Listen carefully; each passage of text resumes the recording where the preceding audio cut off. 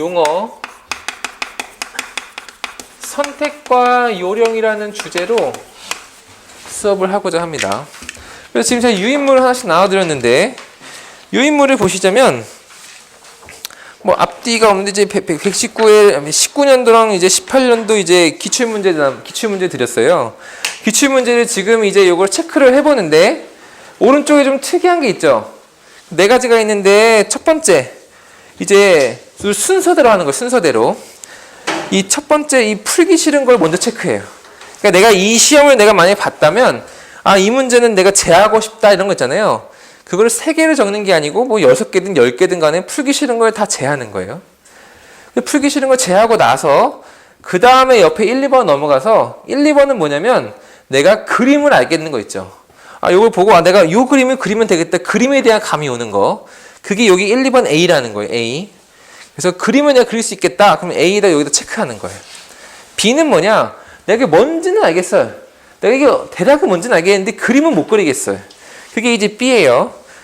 그리고 나서 이제 나머지 풀어야 함 이거는 좀 보겠습니다. 그래서 풀어야 함 C는 이제 적지 마시고 풀기 싫음 A랑 B 요거를 빠르게 한 10분 만에 전체를 한번 쭉 체크해 보세요. 지금부터 10분간 요거 체크하겠습니다. 됐죠? 얼른 기체 산정해 보시고, 우리 안 소장님? 119회 봐요, 119회. 맨 밑에 있는 거, 19년도 후반. 이거 몇 개씩이에요? 풀기 싫은 게 몇 개예요? 6개. 6개? 아, 6개. 그리고요? 5개? 5개. 여기는? 네. 2개. 아, 13개네, 이렇게. 2개. 우리 지금, 누구야? 정소영님? 정소영님 이거 몇 개예요? 119회? 5개. 몇 개? 3개. 네? 5개. 이게 13개인가? 13개 맞네. 우리 안소영님? 몇 개예요? 네? 5개. 그 다음에 A 5개? 예? 5개. 그럼 3개. 3개. 몇 개예요? 4개. 4개, 6개, 3개. 여기 계신 분들 되게 모험생 분들인가 보네. 아니, 제가 이 13개를 전부 다 이제 여기에다 분류하라는 얘기는 아니었는데, 그냥 풀기 싫은 건 풀기 싫은 걸 체크하고, 그림 아는 그림만 체크하고, 어떤 건지 알겠나 체크하고, 그럼 이제 13개가 안 나올 수도 있는데, 이 부분은 이게 13개, 이것도 13개, 13개, 다 13개 안에 들어오네요. 그쵸? 이게 뭐야? 그럼 보세요. 이렇게 보세요. 그럼 이렇게 생각합시다. 그럼 13개 여기다 분류했으면, 요 분들, 여기, 지금 첫 번째 소장님. 첫 번째 소장님 같은 경우는 요 7개를 선택을 하죠. 7개. 그럼 7개 선택을 하는데, 선택을 했으니까 풀기 싫은 거 6개 중에 몇 개를 풀어야 돼요? 이분은? 3개는 풀어야 돼. 이분은 몇 개 풀어요? 5개 중에 2개 풀어야 되죠. 2개. 이분도 2개. 이분은 1개 푸는 거예요. 1개. 그래서 실제 이제 시험장에서 용어 시험을 되게 잘 봐야 되는 이유는 첫 번째 시간이니까 그래요. 첫 번째 시간에 잘 봐야 되는데, 아까도 설명드렸다시피 첫 번째 시간에 이제 되게 멘붕 오게끔 하는 거는 내가 모르는 게 쫙 나버려서 그렇단 말이에요. 그래서 실제 용어 시험지 딱 보고 지금 수현님 기분이 어땠어요? 기분이 좋아요, 나빠요? 안 좋죠? 왜 안 좋냐면, 지금 우리는 숙제를 요걸 하잖아요. 근데 용어 시험지를 받으면 나의 감정이 어떠냐면 이렇게 돼요. 이렇게. 일단 이 시험을 보기 싫어. 이 시험 보기 싫은 첫 번째 감정인데, 내가 들어와 앉아 있잖아요. 그러니까 어떻게 해줘야 돼요? 풀어야 돼. 그러니까 이게 날 강제하잖아요. 얘가 뭔데? 기분이 엄청 나빠진단 말이에요. 본인이 약간 뭐라 그러지? 주관? 고집? 이런 게 세신 분들은 내가 지금 이게 하기 싫은 걸 해야 된다는 그 엄청난 압박감에 시달린단 말이에요. 만약 학원에서 내가 오늘 시험 보기 싫으면 안 오면 되잖아요. 예? 제가 얘기하는데 이제 뭐 듣기 싫으면 가시면 되잖아요. 그쵸? 근데 이 시험장 그럴 수가 없잖아요. 돈 내고 들어와서 이제 풀어야 되고 내가 2, 3, 4교시 다 봐야 되는데 첫 번째 시간 때 나의 이제 머릿속에 드는 감정이 뭐냐? 딱 보자마자 아 이거야. 나 너무 하기 싫고 어떻게 내가 5시 20분까지 여기 있겠으며 그 와중에 내가 얘네들을 선택해서 풀어야 한다는 것 자체가 너무 스트레스 받아요. 그래서 이번 소장님들 이번 시험에 100% 이런 상황에 봉착을 하는데 그런 상황에 이미 있다고 생각하고 이걸 어떻게 이제 이걸 그 난관 헤쳐나가야지 그거에 대해서 오늘 고민을 해보는 거예요. 용어에 대해서. 그러면 이제 이 상태에서 우리가 일단 목표를 잘 삼아야 돼요. 목표를. 이 보통 이 1, 2번, 1번은 요 두 개를 같이 요 개수를 합치는 게 되게 그 내가 이 시험에서 잘 볼 수 있는 이제 문제의 개수의 합이에요. 그래서 이걸 합쳐가지고 2분의 7개, 8개, 8개, 9개 이건 뭐냐면 나도 할만한 거야. 내가 할만하다고 생각을 해줘야 돼요. 일단. 그래서 요 A, B는 우리가 할만하다. 내가 할만하다 생각을 해줘야 돼. 그러고 내가 풀어야 되는 문제를 이제 맞닥뜨리잖아요. 고르잖아요. 얘는 그까짓 것 해보자 이렇게 생각해야 돼요. 다시 얘기해서 내 머릿속에 마음이 아 나 이거 너무 하기 싫어 죽겠네 이게 아니고 1, 2번만 알아도 아 내가 이 정도는 할 수 있어. 할만하다 생각해줘야 되고 풀어야 되는 문제는 진짜 한글 모르겠잖아요. 그래도 내가 잘 해보자 이렇게 생각하는 게 일단 첫 번째예요. 첫 번째. 시험장에서 정말 모든 분들이 이 마인드 컨트롤 못해서 떨어져요. 시험이라는 꼭 지식적인 실력만 보는 건 아니에요. 그게 다 운이라고 표현하잖아요. 근데 그 운에는 노력하는 부분이 있는데 그게 뭐냐면 내 감정이에요. 감정. 이 감정 컨트롤하는 건 내가 하는 거기 때문에 이건 운이 아니에요. 내가 노력하는 거고 내가 연습하는 대로 하는 거야. 그리고 특히 용어에서 감정 상하는 분들이 많은데 절대 감정을 상하시면 안 됩니다. 그리고 일단 감정 컨트롤 잘 해주고 그 다음에 우리가 해줘야 될 게 뭐냐면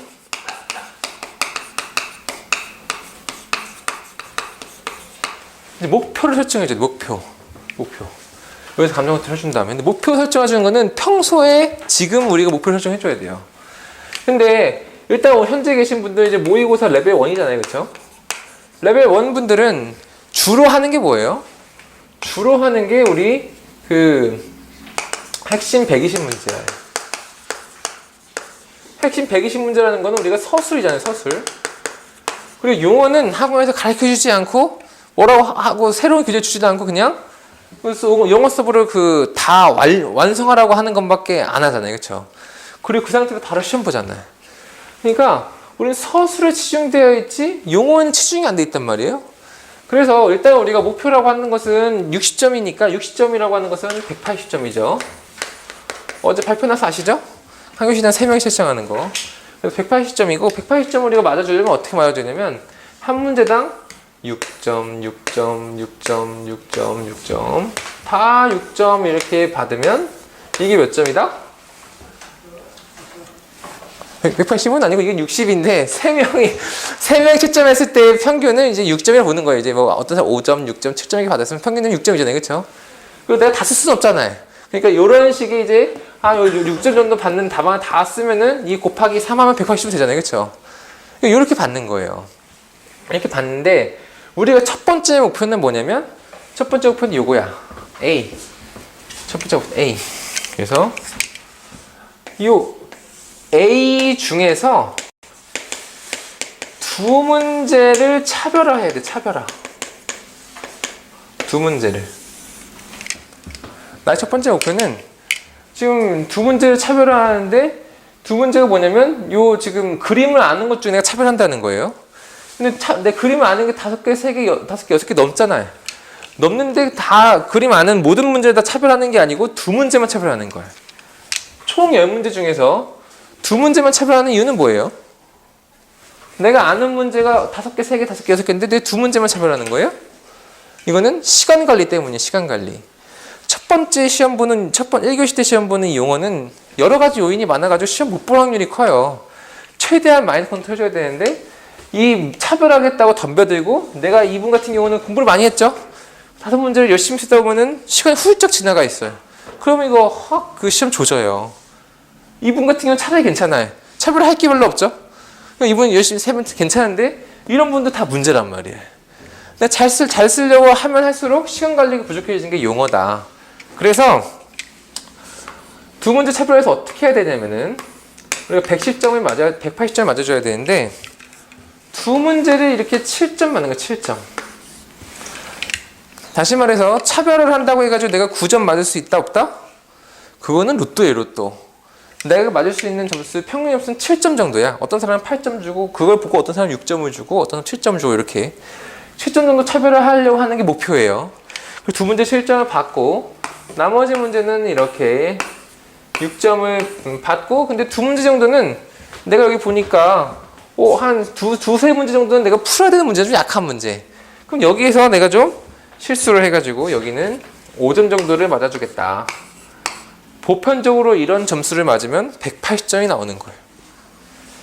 전체 문제 중에 내가 잘하는 문제 두 문제를 차별화하고 좀 두 문제 정도 여유분 두 문제 좀 이제 좀 그 방향성 수준이 삐끗했으면 5점 정도 나오거든요. 그럼 이렇게 받으면 우리가 180점이 나와요. 그래서 이게 그 우리가 보편적인 소장님 저희 학원에서 보시는 용어 시간의 목표가 바로 요거예요. 요거. 그런데 소장님들 수준은 아쉽게도 이게 안 돼요. 이건 레벨 2야. 레벨 2. 소장님들은 지금 서술 위주로 하고 있고 지금 이 180점이라는 점수를 3개 교시를 더 받아야 되잖아요. 그 목표가 2, 3, 4교시, 3개 교시 480점을 맞는 게 이제 목표인 거지. 이 180점은 현재 안 돼요. 목표 자체를 좀 그래서 내려잡아야 돼. 그래서 얼마로 내려잡아야 되냐면 우리가 170점을 받도록 노력을 해야 된다. 170점. 그럼 170점을 받으려면 우리가 10문제를 어떻게 받아야 될까요? 잘 계산이 안 되죠? 제가 먼저 계산을 해봤는데 어떻게 해야 되냐면 이렇게 받으면 됩니다. 6이 6번 받고 6점짜리 6번 받는 거예요.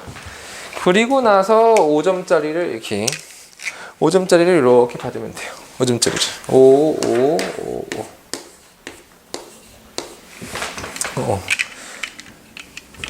여섯 문제를 6점 받고 그러니까 6문제 정도는 이제 보편적으로 쓰는 거예요. 그 합격 점수 정도로 그렇게 써주고 4문제를 좀 못 쓰는 경우 이런 경우가 170점이 보통 나옵니다. 보통. 그래서 여기 보면은 보통 한 6문제 정도는 이제 1번은 안단 말이에요. 할 만한 문제란 말이에요. 할 만한 문제이기 때문에 나의 목표가 몇 점이에요? 6점이어야 돼. 내 목표가. 그러니까 우리가 풀기 싫은 이유가 뭐냐면 내가 이 문제를 내가 봤는데 서브 안 했던 문제 막 이런 거 있잖아요. 그러니까 내가 그 부족함을 느끼게 하니까 기분이 나쁜 거야. 그런데 내가 할 만하다고 느끼는 거는 뭐냐면 여기 6점만 맞아도 되니까 할 만한 거야. 6점 맞아도 되니까. 요 1, 1번 A 더하기 B 요 개수에서 6문제를 6점 정도 맞는 거는 내가 할 만하다고 생각할 수 있는 거예요. 그렇죠? 그리고 나머지 문제 풀어야 되는 문제 플러스 여기서 좀 오차 몇 개 해가지고 4문제 정도는 합격 점수를 안 받아도 된다. 4문제 점수는 이렇게 되는 거예요.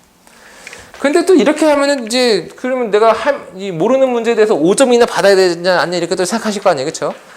그래서 170점을 어떻게 우리가 받을 거냐면 최종적으로 170점을 내가 2문제 차별하는 건 똑같아요. 2문제. 그래서 여기다가 7점, 7점 이렇게 받고 6점짜리를 4개를 받고 5점짜리를 2문제 받고 4점짜리도 맞아. 그러면 4점짜리도. 속이 시원하잖아요. 지금 이 4점짜리가 쓰이니까 속이 시원하죠? 내가 5점을 맞아야 되는 건 부담되잖아요. 4점을 2문제 맞아야 된다고. 4점을 2문제. 4점을 2문제를 만나는 건 요거예요, 요거. 이거 풀어야 되는 문제. 이렇게. 그럼 요거는 4점만 맞고, 나머지는 이제 5, 6점 정도 맞고, 그리고 내가 그 그림 하는 거 있잖아요. 그림 하는 거. 그 2개를 선택해가지고 그거를 좀 잘 써볼 노력하는 거야. 내가 지금까지 모의고사에서 배웠던 그 모든 기법을 동원해가지고 요거는 내가 한번 잘 만들어 보는 거죠. 아니면 내가 잘 만든 써보고 완벽하게 기억나는 게 있어요. 그럼 그걸 그대로 갖다가 확 집어넣는 거예요. 그러면 7점 나온단 말이에요. 8점도 나와요. 그거 2문제만 하고 나머지는 쭉 가다가 4, 5, 6점에서 내가 점수를 맞아주면 이번 시험에 수련된 목표 점수인 170점이 무난히 나온다는 거예요. 무난히. 이번 시험 수련된 목표야. 목표. 그래서 이 점수 받는 방식을 잘 이해하고 일단 받아들여야 돼요. 수련님들은. 받아들이고 그러면서 이걸 왜 하냐? 시험 문제를 받아서 요 1, 2번 정의랑 그림 하는 거 있잖아요. 그거를 할 만하다고 생각을 해줘야 돼. 이렇게 받으면 되니까 이 목표를 잘 설정해야 되니까 목표가 이렇기 때문에 우리가 할 만한 거예요. 그래서 이게 강요가 아니라는 걸 알아주셨으면 좋겠어요. 제가 계속 얘기하는 겁니다. 그럼 좋다 이거죠. 이런 목표가 됐어요. 그러면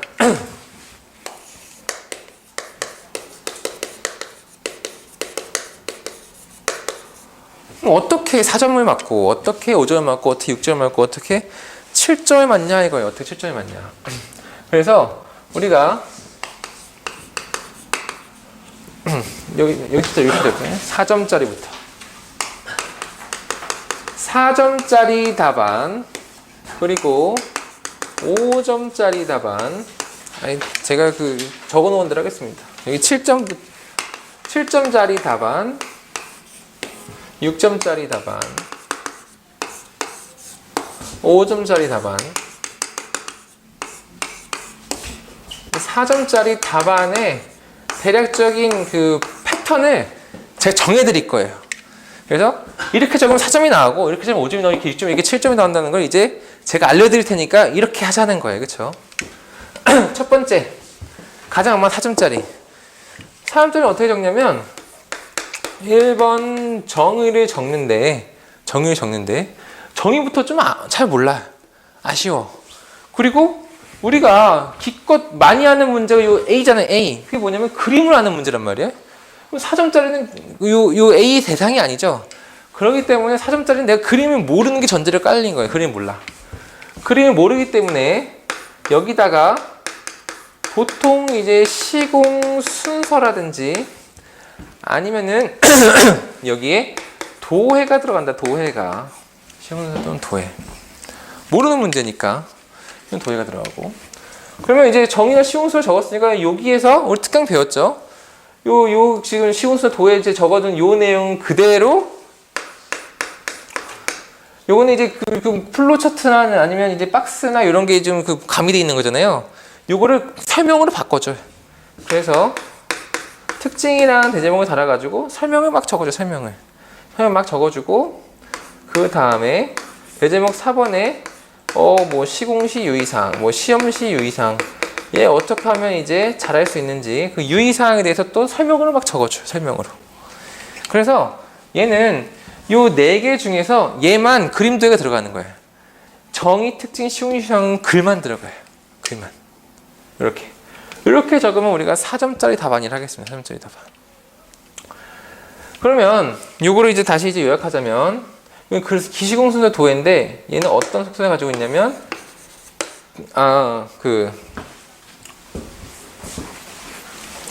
요거는 그림을 못 그릴 때 그림 못 그릴 때 그러면 뭔가 대체할 수 있는 뭔가는 하나는 넣어주자는 거예요. 하나는 뭐 도해가 아니고 표가 들어갈 수도 있겠죠. 어쨌든 뭔가 하나는 넣어줘가지고 한 페이지 내에 도해 정도 하나 정도 넣어주고 4점짜리 답안을 만들면 되겠다. 그게 4점이에요. 4점. 그럼 5점짜리 답안은 뭐냐? 이거보다 좀 나은 거예요. 그래서 얘는 정의를 적어줍니다.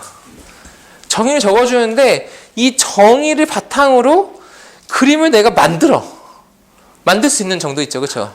만들 수 있는 정도거나 이 그림을 내가 많이 연습을 안 했는데 그 책에서 봤어요. 그렇기 때문에 이제 어렴풋이 그릴 수 있는 거 있잖아요. 그렇죠? 그래서 얘는 2번에 그림이 들어가는데 그림이 안 좋아요. 안 좋아. 그림이 어설픈 거예요. 그런데 이 4점에서 5점짜리로 넘어오는 가장 큰 거는 뭐냐면 그림이 안 좋고 그 다음에 3번 이제 4번 특징이랑 시공시 유의사항을 넣어주는데 특징 시공시 유의사항 넣어주는데 이 특징과 시공시 유의사항에 다소가 적용된다. 다소가 적용된다. 다소가 무슨 말이냐? 이 특징과 시공시 유의사항 여기는 특징하고 1, 2, 3, 4 시공시 유의사항 1, 2, 3, 4 이렇게 적을 수도 있지만 이게 4점이에요. 4점.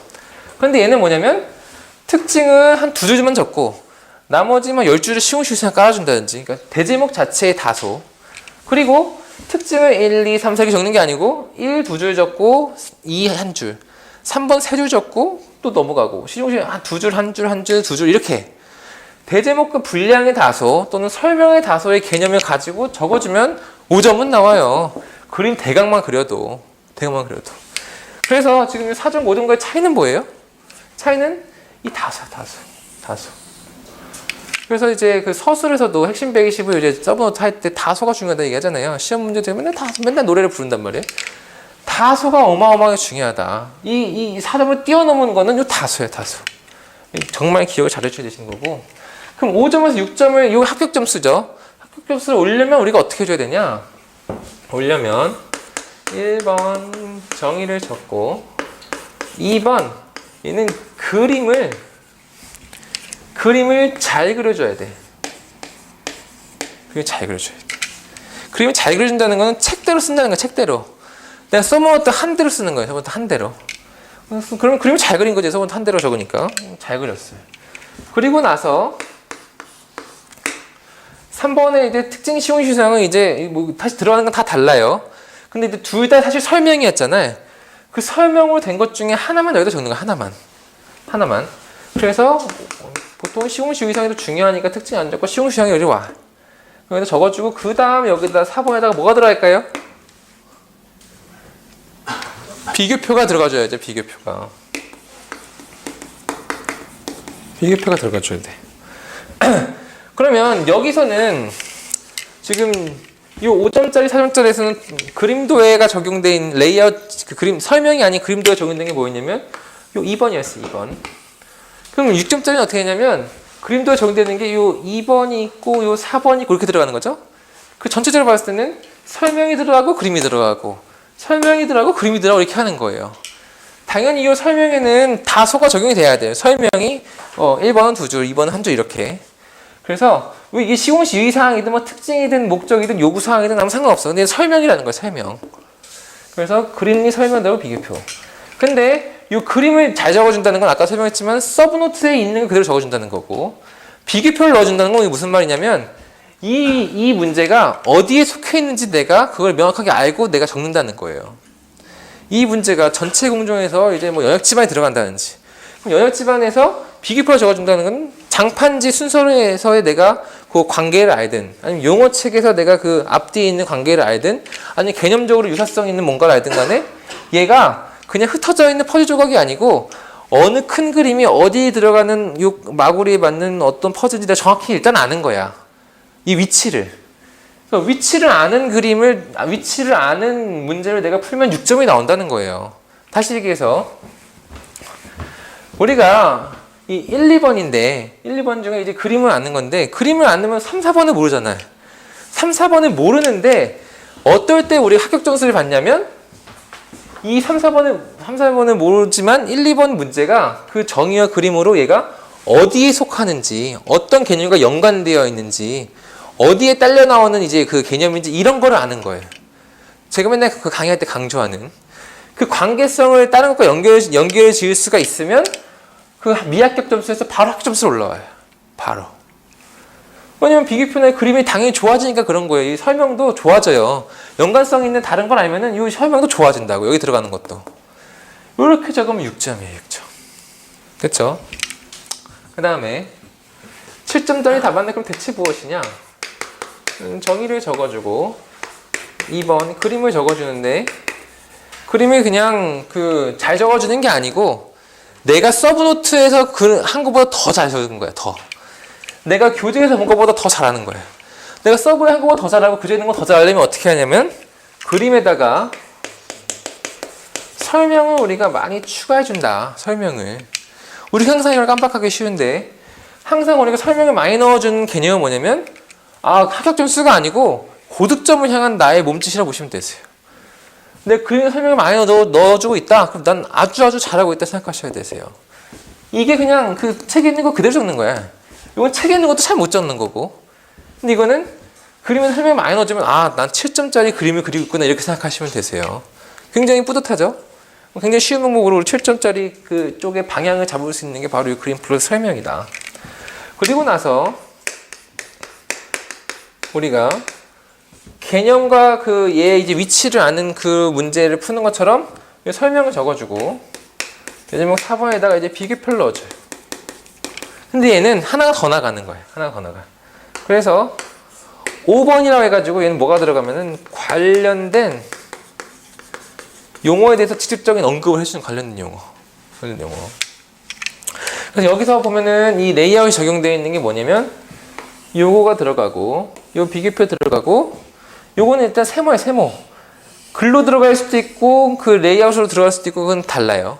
어쨌든 얘는 넣을 수도 있고 안 넣을 수도 있다. 그럼 이거는 뭐냐면 일단 대제목을 5개 적는 거가 뭐다? 채점을 받으려는 우리가 그 노력이에요. 노력. 나 대제목을 5개 적는다. 그러면 나는 점수를 많이 받으려고 내가 하고 있구나 이렇게 생각하시면 되세요. 근데 대제목을 5개 적으려고 한다면 우리가 해줘야 되는 게 뭐냐면 각 번호마다 들어가는 분량이 작아져요. 작아져요. 넉넉하기에는 4분의 1씩 넣으면 되잖아요. 그쵸? 물론 이 다소를 해줘야 되지만 근데 얘는 좀 컴팩트하게 들어가줘야 돼. 그래서 사실 이 5개를 적는다는 말은 설명이 되게 컴팩트하게 되게 키워드 중심으로 잘 넣을 수 있는 사람이라는 것도 반증이 되는 거예요. 그래서 우리가 키워드를 잘 넣어주는 상태에서 대제목 5번을 적으면 물론 정성적인 방법이지만 일단은 그거는 나중으로 미루고 일단 대제목 5개를 이제 만들어서 답안지를 적으면서 레이아웃에 맞춰놓고 그 다음에 그냥 안에 있는 내용이 내가 모르는 거 적으면 좀 이상하단 말이에요. 그 상태를 또 고쳐나가려고 노력을 하는 거예요. 대제목 5개라고 쓰는 거는. 그래서 이렇게 적는다는 건 이 문제 잘 이해하고 있다는 것과 같은 얘기야. 그리고 여기 그림을 넣어주고 설명을 넣어주고 비교표를 넣어주고 관련 용어를 넣어주는데 일단 얘 레이아웃은 요 2번의 레이아웃과 요 5번의 레이아웃은 좀 달라져야 돼요. 이 2번의 레이아웃에 이제 전체 풀 그림이 들어갔다고 치면은 이제 좌우측 다 사용하는 그림 있잖아요. 여기 들어갔다 쳤으면은 여기는 그림을 넣어준다면 좌그림 우설명 정도로 한 50% 정도 그림을 줄여야 돼. 50% 정도로. 아니면 여기서 이제 좌그림 우설명 정도로 했어요. 그러면 여기서는 이제 뭐 표를 넣어준다든지 아니면 다른 걸 넣어주고 아니면 플로 차트를 활용해서 넣어준다든지 근데 요거랑 좀 다른 개념에 들어간 게 좋아요. 이해되셨죠? 그래서 중복되지 않게끔 해가지고 전체적으로 보기 좋은 답안지를 만들어주는 건데 얘는 그런 레이아웃적 효과 플러스 뭐냐면 요 관련 용어를 잡아 넣어주는 이 대제목 때문에 점수를 많이 받아요. 그래서 이제 우리 학원 복도에 붙어있는 그 답안지가 대표적인 거죠. 뭐라 적혀있냐면 어쌍카에 대해서 정의가 있고 시공도 플러스 시공 순서가 있고 그 다음에 그 시공시 유의사항이 있고 비교표가 있고 거기 밑에 뭐가 있냐면 어쌍카 홀방수가 있다면 어쌍카 홀방수. 그럼 어쌍카 이 홀방수라는 거는 대체 어떤 개념에서 5번에 들어오는 거야? 5번에 들어왔냐면 얘는 이거 다 아니잖아요. 그쵸? 우리 대제목 연습하는 그 논지 있게 적는 그런 아니잖아요. 이렇게 쭉 적어주고 요것과 유사한 다른 것들을 적어주는 거란 말이에요. 그러니까 이제 우리가 모의고사 첫 시간에 공부했었던 오해 법칙 있죠. 오해 법칙. 요걸 쭉 요거에 관련된 거 적어주다가 비교표는 옆으로 살짝 펼치는 건데 얘는 확 펼쳐서 아예 다른 문제를 여기다 갖다 놓고 적어두시 다른 걸 갖다 놓고 그냥 요거에 대해서 내가 그럼 1, 2번을 알면은 여기다 그림 넣고 설명 넣고 아니면 그냥 뭐 플로차트 넣고 설명 넣고 아니면 그냥 설명만 넣어도 상관없다. 꼭 그림 안 들어가도 상관없어요. 얘는 이 대제목을 위해서 넣는 거예요. 대제목을 위해서. 됐죠? 그러면 여기 다시 보면 4점에서 5점이 넘어가려면 뭘 해줘야 된다고 했었냐면 그 설명간에 다소를 해줘야 돼. 설명간에. 분량의 다소, 설명끼리의 다소. 그리고 5점에서 6점이 넘어가려면 이 그림을 잘 그려줘야 돼. 그림을 잘 그려주고 비교표를 넣어준다는 건 뭐냐면 얘가 어느 위치에 있는 개념이구나 이걸 아는 거예요. 이거를. 그럼 7점짜리는 뭐냐면 대제목 5번을 작성하는 것 자체가 이 사람이 이제 실력을 반증하는 거고 그리고 이 관련 용어의 대제목을 넣어주는 것 자체가 굉장히 이 채점자한테 이것까지 알아 하면서 이게 추가 점수의 득점의 원인이 된다. 이유가 된다. 득점의 이유가. 되셨죠? 이렇게 4점, 5점, 6점, 7점이 맞는 거예요. 그렇다고 한다면 여기다가 적어야겠네요. 여기다가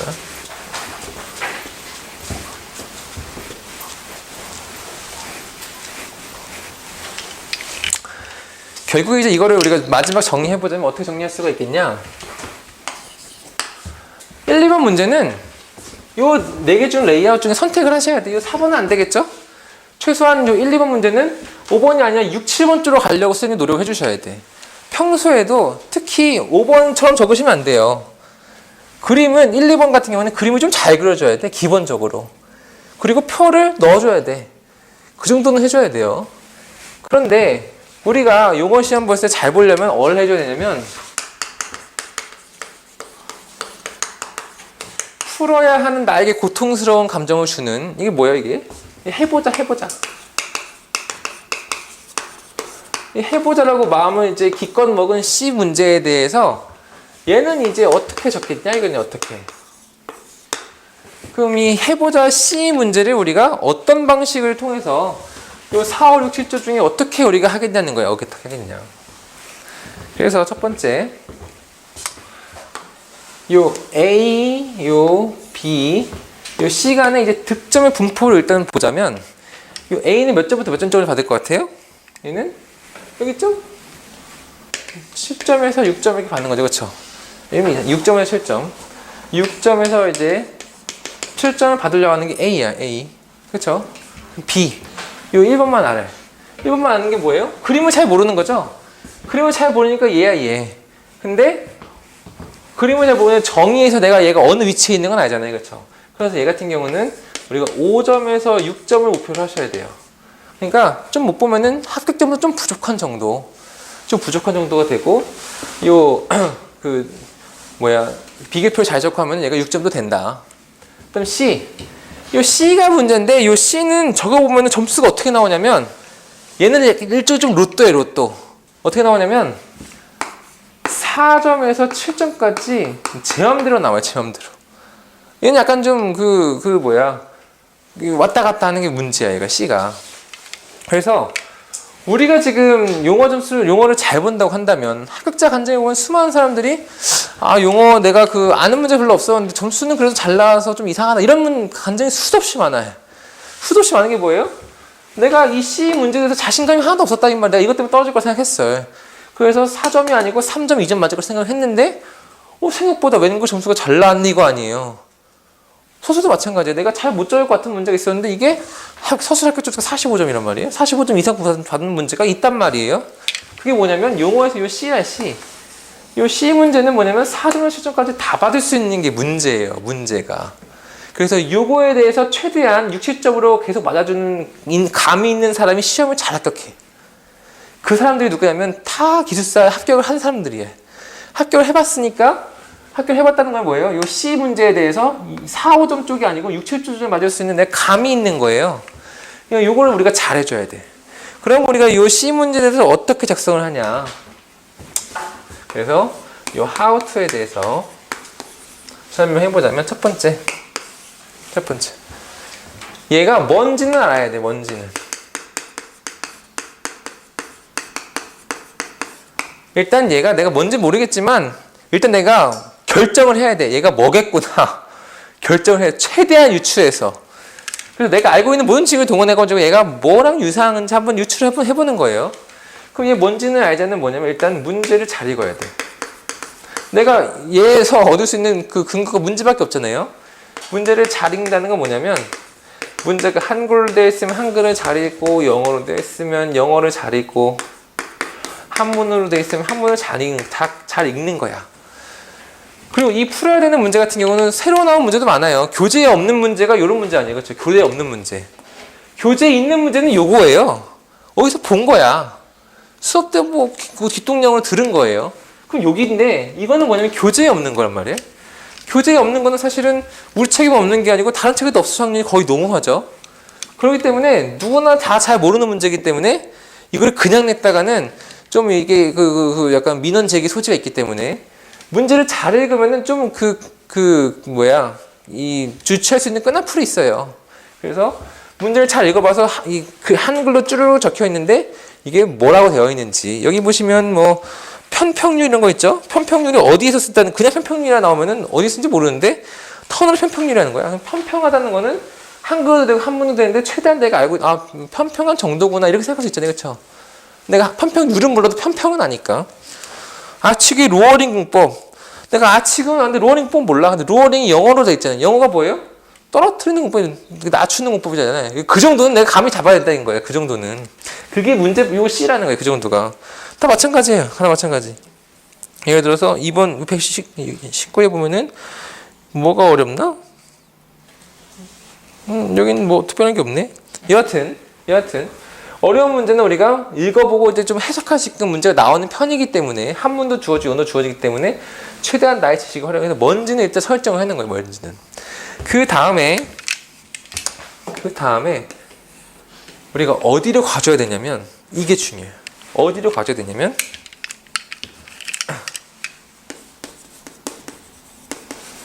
최대한 뭘 찾냐? 관련 용어를 찾아요. 관련 용어. 관련 용어가 뭐냐면 이거. 요거. 6지원 실점 넣어가려면 이 관련 용어를 잘 넣어주는 거잖아요. 이 관련 용어를 어디서 또 찾아야 되냐면 이 C 문제 찾아야 돼. C 문제에서. 이 퀴즈 문제 최대한 관련 용어 찾는 거예요. 그러니까 이 문제가 내가 알고 있는 어떤 용어에서 좀 비슷한 걸까? 어떤 용어랑 관련이 있는 걸까? 우리가 합격하는 원리가 보면은 6점에 5점 6점 넘어가는 게 뭐예요? 얘가 어디에 속하는지 그 위치를 알아야 되잖아요. 그게 되게 중요해요. 그래야 이제 전체적으로 알아볼 수 있는데 그거를 우리가 아예 대놓고 써놓은 게 이제 장판지잖아요. 장판지 그게 좋다는 거예요. 이게 전체가 쫙 감이 오고 어디에 배치해야 되는지 용어를 공부했을 때 어디 사이에 있는지 그게 쫙 맵이 그려지는 게 장판지라고요. 장판지를 공부하면 사실 이 6점을 넘어오는 게 쉬워요. 어디 위치에 있는 게.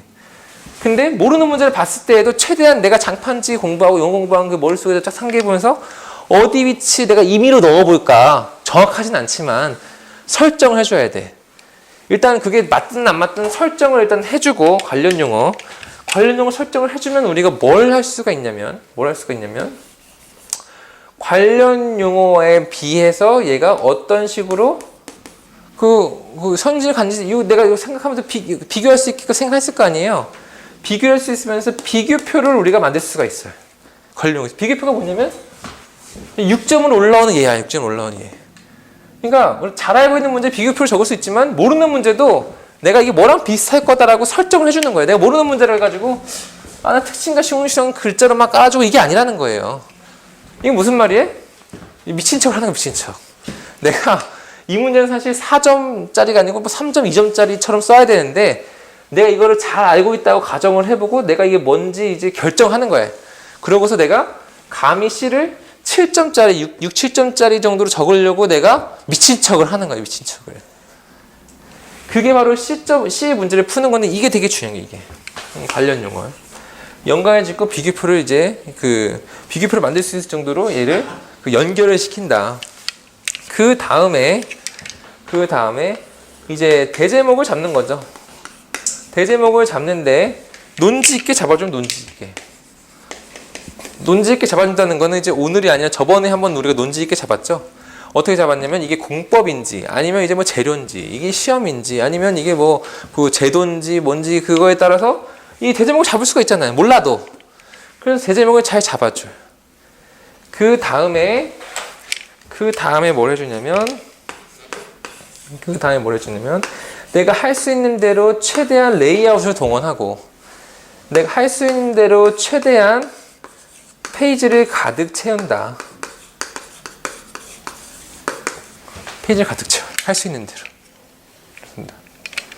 그래서 이 레이아웃과 페이지를 가득 채운다는 이 개념은 우리 필사적으로 매달리는 이 C 문제에만 해당하는 게 아니고 사실 이 전체에 다 해당해요. 전체에. 그래서 이 전체 6점부터 4점까지 이 전체 문제에 대해서 우리가 그 레이아웃을 최대한 신경 써가지고 다 답안지를 만들면 플러스 알파 점수를 받아요. 플러스 알파 점수. 레이아웃 잘 적으면. 특히 이번 시험 같은 경우는 이 레이아웃이 진짜 효과를 많이 봤죠. 그리고 우리가 페이지를 가득 채운다. 이 페이지를 가득 채워. 페이지를 가득 채운 개념으로 모든 문제에 임하면 어떻게 하냐면 여기 안 적혀 있는 점수 있죠? 그게 몇 점이에요? 1, 2, 3, 4점이잖아요. 1, 2, 3점이잖아요. 1, 2, 3점으로 내려갈 걸 방지해줘요. 내가 여기서 1, 2, 3점을 받으면 어떡하냐 생각하시는 분들은 일단 가득 채워요. 뭐 그림이고 뭐고 잘 모르겠으면 그냥 글로 다 가득 채워요. 글로. 그 정도만 돼도 3점 넘게 받는다 이 말이에요. 이게 이제 더 내려가지 않는 그 지지선이고 얘는 더 올라갈 수 있게끔 하는 그 점수를 하는 득점하는 플러스 알파야. 그래서 얘도 마찬가지로 레이아웃에 신경을 쓰고 페이지를 더더욱 가득 채워가지고 꽉 채워줘요. 그러면 무슨 말이냐면 이 C 문제에 대해서 내가 4점 출점을 받을 수 있는데 7점의 관점에서 접근해서 답안지 적는 거예요. 그렇죠? 쉽게 얘기하면 이런 식으로 적는 거예요. 이런 식으로 적으려고 하다 보니까 요 2번이 필요한 거죠. 그런데 이런 식으로 적으려고 하다 보면 걸리는 게 하나가 있어요. 걸리는 게 뭐예요? 이게 걸리잖아요, 이게. 그림은 못 그리잖아요. 그림 못 그리잖아요. 그래서 이 그림을 어디서 가져오냐면 관련 용어에서 그림을 가지고 와요. 관련 용어에서. 관련 용어 그림을 그려주고 그 그림 안에다가 요게 이 문제에서 요구하는 거다 이렇게 적어주는 거예요. 요게. 이게 뭔지 모르겠는데 뭐 흑막에서 쓰는 것 같아. 그럼 흑막이 기본적인 그림 있잖아요. 흑막의 기본적인 그림을 최대한 잘 그려줘. 이거는 뭐 설명 뭐 잘 붙여주고 그 중에서 여기에 있는 게 이거 같아. 그러면 거기다 화살표 해가지고 이게 그거다 하고 적어주는 거예요. 이게. 그래서 관련 용어를 잘 설정해줘가지고 얘가 어디 속하는지 알고 비교표 그림을 내가 이게 7점짜리 문제 있냐 미친 척하고 적어주는 걸. 제가 분명히 말씀드렸어요. 이게 미친 척이라고. 미친 척하고 적어주는 이게 C 문제를 7점 맞는 이제 비결이다 이 말이에요. 그러니까 여기 계신 분들은 어떻게 이게 됐냐면 필사적으로 한 거예요. 일단 기본적으로.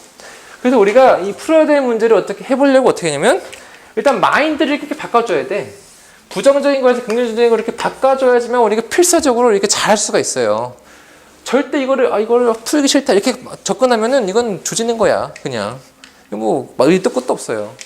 일단 잘해보자 하고서 이거를 필사적으로 달려들어서 어떻게든 하려고 이렇게 막 끝날까지 마침표를 딱 찍고 나오면은 이게 된다는 거예요. 된다는 거예요. 이해됐죠? 그리고 이제 마지막으로 우리가 용어 시험 가가지고 이제 좀 여유가 되신 분은 뭘 해주면 좋냐면 페이지네이션 해주는 거예요. 페이지네이션. 이 페이지네이션이라는 건 뭐냐? 우리가 처음 시작할 때 이렇게 있어서 여기 오른쪽부터 시작하죠. 여기 연습지고 오른쪽 시작해서 여기 이제 문제 1번 이렇게 적기 시작하잖아요. 그 다음에 이렇게 반 페이지씩 다 적다가 마지막에 어디로 가요? 여기로 가죠. 여기 10번 이렇게 되죠. 이렇게 되죠. 1번, 2번, 3번, 4, 5, 6, 7, 8, 9, 10 이렇게 되잖아요. 그러면 우리가 이렇게 오른쪽에만 적혀있는 페이지가 있고 다 적혀있는 페이지가 있고 왼쪽에 적혀있는 페이지가 있는데 일단 오른쪽에만 적히고 왼쪽에 적혀있는 페이지 여기다 비어있잖아요. 그러면 1번과 첫 번째 페이지에 적는 것과 10번째 페이지에 적는 거는 좋은 거 적어줘야 돼. 좋은 거. 그래서 여기는 최소 6, 7점짜리는 적어줘야 돼. 여기다 배치해야 돼요. 무조건. 제일 바보 같은 분들이 뭐냐면 어디 갔어? 여기 있다. 이 C 문제 있죠? C 문제. 이 C 문제를 맨 마지막까지 미뤄뒀다가 한 15분 남겨놓고 한 두세 문제를 막 적어 그냥. 막 적어 여기서 뭐 이것도 이것도 이제 그 C 문제 이렇게 적고 끝내버려요. 이러면 안 돼요. 또는 8번까지 이렇게 쭉 오다가 C 문제를 여기 적어서 시간 없으니까 C 문제 절반 적고 이렇게 끝내는 사람도 있단 말이에요. 시간 없으니까. 그러면 절대 안 돼. 우리가 처음부터 전체를 계획해가지고 딱 완료를 하고 나와야 돼요. 그러기 위해서는 문제 선택을 하는 게 있어서도 제하는 건 제하는 건데 순서를 잘 적은 걸 처음과 끝을 둔다. 수미상관을 둔다. 수미상관을 맞춰주는 거예요. 그러고서 이제 못 쓰는 문제 뭐예요? 이 C 문제 있죠? 이 C 문제는 이 두 개 적는 것 중에 하나씩 넣어주는 거, 하나씩. 이 오른쪽에는 좀 괜찮은 거 적고, 못 쓰는 거 적고. 그럼 넘겨가지고, 그 다음에는 왼쪽에 C를 적고, 옆에 이제 A, B를 적고, 이렇게. 그래서 못 쓰는 걸 하나씩 섞어가지고, 딱 폈을 때, 레이아웃과 가득 채우고, 뭔가 잘 써 보이는 이게, 평가가 이 두 문제가 한꺼번에 평가되도록 최대한 해주는 거야. 이해됐죠? 이 페이지까지 나누는까지 다 해가지고 딱 완성하면 용어 사실은 180점 맞는 거 어렵지 않습니다. 어렵지 않나요? 그럼에도 불구하고 우리는 목표가 몇 점이냐면 170점이에요. 170점은 진짜 맞을 수 있어요. 170점은. 그럼 용어 170점 맞고 나머지 185 이렇게 맞으면 될 거 아니에요. 그렇죠? 그럼 용어 170점 못 받으려고 그거 어떻게 하지? 이렇게 생각하면 절대 안 돼요. 우리가 이렇게 하면 무조건 되니까 이렇게 그냥 하면 돼. 하면. 그러니까 이건 제가 오늘 정해드린 거니까 아예 불안감이나 이런 거 아예 생각하지 마시고, 목표 점수에 따라서 내가 풀어야 되는 문제를 부정적으로 생각하는 게 아니고, 내가 할 수 있다 생각하고, 해보자. 그래서 잘 적고, 딱 나오면은, 요번 회차에 용어 시험을 잘 마무리하고, 용어 시험을 잘 마무리하면, 지금부터 우리 여러 많이 공통 아이템도 하고, 핵심 배심 하고, 장판이도 하고 많이 하잖아요. 거기 있는 거를 그냥 한 교시당 다 적고 나오는 거예요. 그렇게 정신없이 2, 3, 4교시를 치고 싹 나오면은 기분이 좋다는 거예요, 기분이. 왜냐면 망한 교시 없고 포기한 교시 없기 때문에. 그 상태로 시험장을 딱 나와야지만 그 다음 시험까지 이제 학원에 나와서 이제 좀 다음 달 공부를 할 수가 있지. 만약에 1교시 싹 조지고 아이씨 그래도 학원에서 나가지 말라 그랬으니까 2, 3, 4교시 다 보고 나와 이러면은 그 다음 회차 공부까지 영향이 있어요. 이 용어가. 기분이 나쁘니까. 우리 공부할 때 기분이 되게 중요한데 시험을 딱 본 그 순간 떨어졌다고 생각이 딱 들면 그 다음부터 공부하기 싫어. 왜냐면 맥이 빠지니까. 기대감이 있어야 우리 공부를 하는 거예요. 기분이 좋으니까. 그걸 키를 쥐고 있는 게 이제 용어 설명 1교시라 생각하시고 그 저 목표한 점수를 잘 받으시면 되겠습니다. 그러면 이제 오늘 수업은 이제 여기까지 하고요. 시험 보신 건 제가 첨삭해서 이제 드릴 거고 그 오늘 합격답안 그거 이제 올려드릴 테니까 확인하시면 될 것 같습니다. 그 궁금하신 사항 있으시면 끝나고 말씀 주시고요. 그러면 다음 주에 뵙도록 하겠습니다. 들어가십시오.